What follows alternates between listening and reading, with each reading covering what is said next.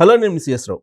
మహారాష్ట్ర ఎన్నికలు జరుగుతూ ఉన్నాయి. ఈ మహారాష్ట్ర ఎన్నికల ఫలితాల మీద పవన్ కళ్యాణ్ గారి ఎఫెక్ట్ బాగా ఉంటుంది. పవన్ కళ్యాణ్ గారు అక్కడ వెళ్ళి ప్రచారం చేసినటువంటి తీరు, ఆయన ఉపయోగించినటువంటి ప్రచార అస్త్రాలు ఇవన్నీ కూడా బీజేపీ కూటమికి బాగా కలిసి వస్తాయి అనేటువంటిది ఒకటి వినిపిస్తుంది.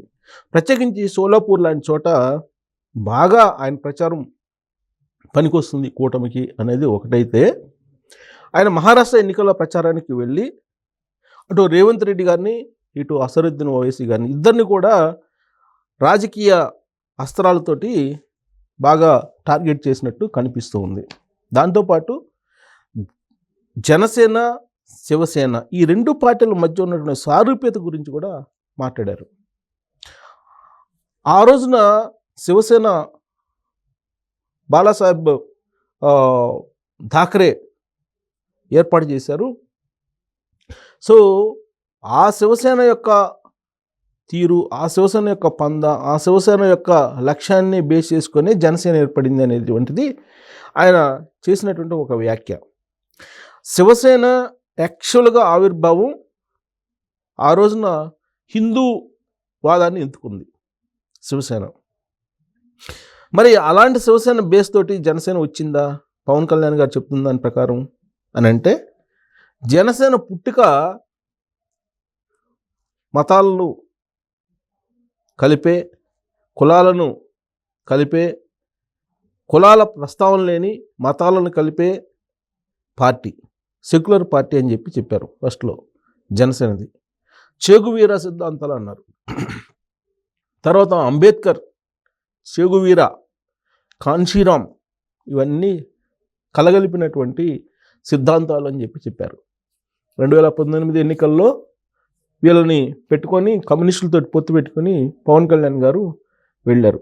పూర్తి లెఫ్ట్ భావజాలంతో జనసేన పార్టీ ప్రజల్లోకి వెళ్ళింది. మరి శివసేన ఆవిర్భావం కానీ, శివసేనకు సంబంధించినటువంటి భావజాలం కానీ, శివసేన యొక్క పందా కానీ మొదటి నుంచి కూడా అక్కడ హిందూ వాదం కోసమే అది పనిచేసింది. మరి శివసేన నుంచి పుట్టినటువంటి మరో రూపం జనసేన అని చెప్పి పవన్ కళ్యాణ్ గారు మహారాష్ట్రలో అంటూ అని అంటే కొంత విమర్శలకు దారితీస్తుంది. దానికి తోడు రేవంత్ రెడ్డి గారిని, అసరుద్దీన్ ఇద్దరిని టార్గెట్ చేశారు. తెలంగాణ ముఖ్యమంత్రిగా రేవంత్ రెడ్డి గారు ఉన్నారు. ఆయన ఇక్కడ ఆయన ఇచ్చినటువంటి హామీలను అమలు చేస్తున్నారు. హామీలను అమలు చేయటం లేదని చెప్పి పవన్ కళ్యాణ్ గారు అక్కడ పోయి విమర్శలు చేయడం జరిగింది. దాంతోపాటు అసరుద్దీన్ ఓవైసీ గతంలో ఎప్పుడో అన్నటువంటి మాటల్ని ఉటంకించారు. ఒక 10 నిమిషాలు సైలెంట్ మోడ్లో ఉంటే కనుక పోలీసులు హిందువుల్ని లేపేస్తారని చెప్పేసి ఆయన వివాదాస్పదమైన కామెంట్స్ చేశారు. వాటిని గుర్తు చేస్తూ పరోక్షంగా అసరుద్దీన్ ఓవైసీ జాగ్రత్తగా ఉండు, ఒళ్ళు దగ్గర పెట్టుకొని సనాతన ధర్మాన్ని మీరు ఏమన్నా కించపరిచినా లేదా దేవాలయాల మీద దాడులకు తెగబడినా, సనాతన ధర్మాన్ని అవమానించినా తానున్నాను, తల్వార్ తీస్తాం అనేటువంటి వ్యాఖ్యలు ఆయన చేశారు అక్కడ. సో ఇవి కొంత వివాదాస్పదంగా మారాయి.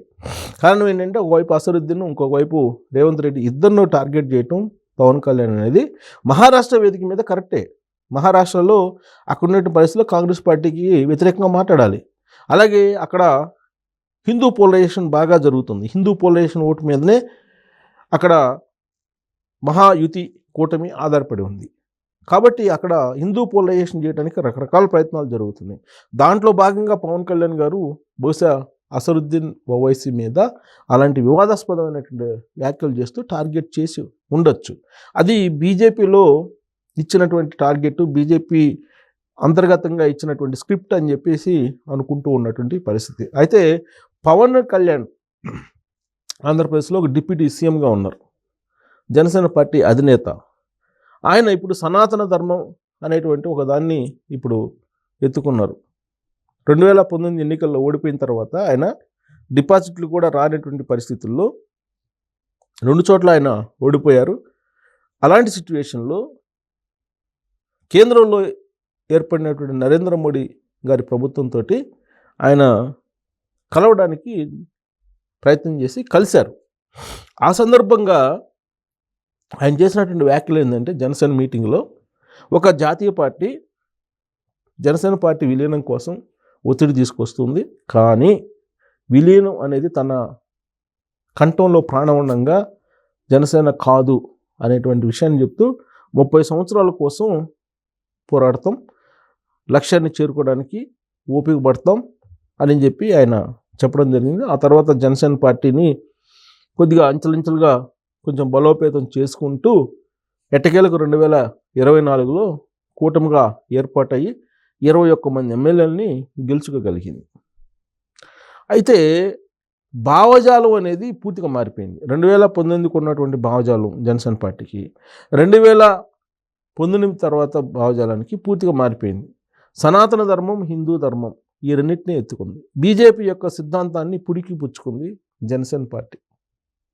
ఇటీవల కాలంలో తిరుపతి లడ్డు నెయ్యి కల్తీ విషయంలో కూడా ఆయన ప్రాయశ్చిత్త దీక్ష అనేది చేసి దాన్ని విరమించడానికి తిరుపతిలో ఒక వేదికను ఏర్పాటు చేసుకొని విరమించినటువంటి సందర్భంలో కూడా సనాతన ధర్మం, హిందూ ధర్మం అనే దాని గురించి ఆయన ప్రసంగించారు. ఆయన ప్రసంగించి సనాతన ధర్మం, హిందూ ధర్మం కోసమే తన జీవితం, తన లక్ష్యం అదేను. ఎవరు సనాతన ధర్మాన్ని, హిందూ ధర్మాన్ని కించపరిచినా కానీ తానున్నాను, పోరాడతాం, అందరం కలిసి పోరాడదాం, మీరు రాకపోయినా నేను పోరాడతా అనేటువంటి ఒక నినాదాన్ని అందుకున్నారు. అంటే పూర్తిగా బీజేపీ భావజాలంతో వెళ్తున్నారు. ఆయన పార్టీ పునాదులు ఏంటి? మతాల ప్రస్తావన లేని, కులాలను కలిపే మతాల ప్రస్తావన లేనటువంటి రాజకీయ పార్టీ తమది అనేటువంటి ఒక స్లోగన్ అందుకొని ఆయన వచ్చారు. ఆ తర్వాత లెఫ్ట్ భావజాలాన్ని వినిపించారు. లెఫ్ట్ పార్టీతో కలిసి వెళ్ళారు. కాంశీరాం బొమ్మను చూపించారు. మాయావతితో కలిశారు. ఆ తర్వాత కాంశీరాం, మాయావతి, చేగు వీర ఇలాంటి వాళ్ళందరూ బొమ్మలు ఏర్పాటు చేసుకున్నారు. అన్నీ పక్కన పెట్టేశారు. అవన్నీ ఇప్పుడు కేవలం నరేంద్ర మోడీ, అమిత్ షా ఈ 2 బొమ్మలనే పెట్టుకున్నారు. ఇప్పుడు తాజాగా శివసేనకు సంబంధించినటువంటి అంశాన్ని, శివసేన నుంచి పుట్టిందే జనసేన, శివసేన జనసేన 2 ఒకటే అనేటువంటి నినాదాన్ని అక్కడ మహారాష్ట్రలో వినిపించారు పవన్ కళ్యాణ్ గారు. అంటే రాబోయేటువంటి రోజుల్లో శివసేన మాదిరిగా జనసేన కూడా అవుతుందా అనేటువంటి ఒక అభిప్రాయం కూడా ఈ కామెంట్ నుంచి వస్తున్నటువంటి సందర్భం కూడా ఉంది. కాకపోతే అలాంటి పరిస్థితి ఆంధ్రప్రదేశ్లో ఉండకపోవచ్చు. ఎందుకంటే అక్కడ ఏకనాథ్ షిండేలు ఎవరు లేరు జనసేనలో. శివసేనలో అయితే ఉన్నారు, కానీ ఏకనాథ్ షిండేలు బహుశా రాష్ట్రంలో రాబోయేటువంటి రోజుల్లో కూడా ఏకనాథ్ షిండేలు జనసేనలో ఎక్కడ కూడా కంటి చూపు మేరలో కనిపించట్లేదు. కాబట్టి జనసేన పందా వేరు, శివసేన పందా వేరు.